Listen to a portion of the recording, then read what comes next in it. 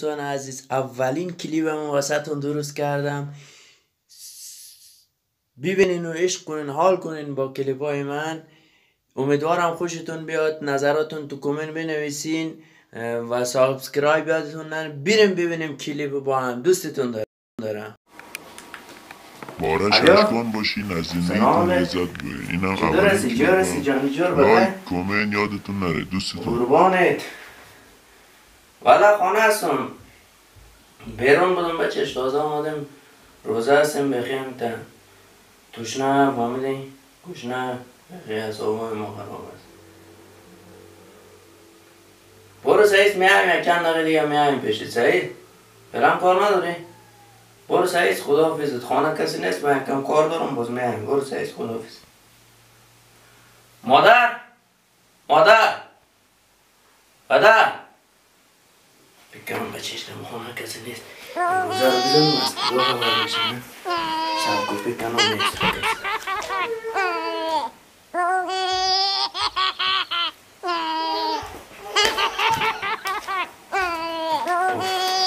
سعی کنیم سعی کنیم.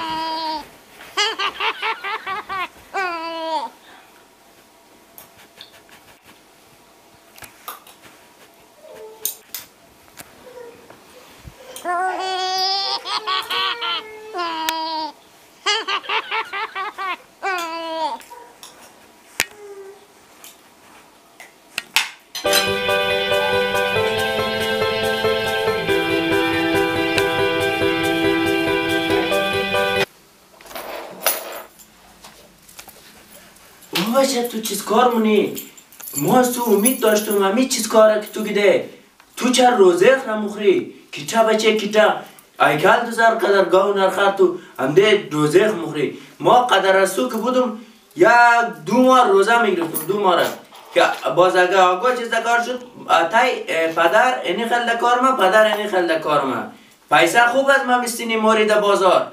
آل روز در روزه خورده الله که تیاره دیگه. کیچه بچه دیم همیچی دادن دون تو یک کنم دادن دیم کیچیم تو کارشونه. کیچه بچه کیچه شرم بخواد. پدر شما اینجا بودین، ما فکر کردم شما خانه نیستین. ببخشید دیگه تکرار نمیشه. بسیار زیاد گوش نشدم از بیرون آمدم، مجبور شدم خوردم دیگه. ببخشید دیگه تکرار نمیشه، نمیخورم دیگه.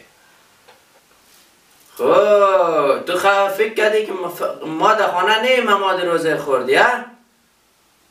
شرم بخور شرم. ما از طول بیدین و به خدا نیم، ما نماز میخواندم. تو کوی گیری ما صدای شنیدم. ما گفتم خدا بر تو چیز کرد گاو زنبور کن چیز کنم که جیغنی پدر مادر خودش که تو روی خسیاک دینجی روزه خورده. شرم بخورا بچه شرم. ما قدر از تو بودم 2 ماه فیکس روزه میگرفتم. 2 ماه سنگ کارخ بسته کم مردم روزه میگره. گوشناشتی نمو مردی تحمل میکردی 2 ساعت دیگه افطارم شد.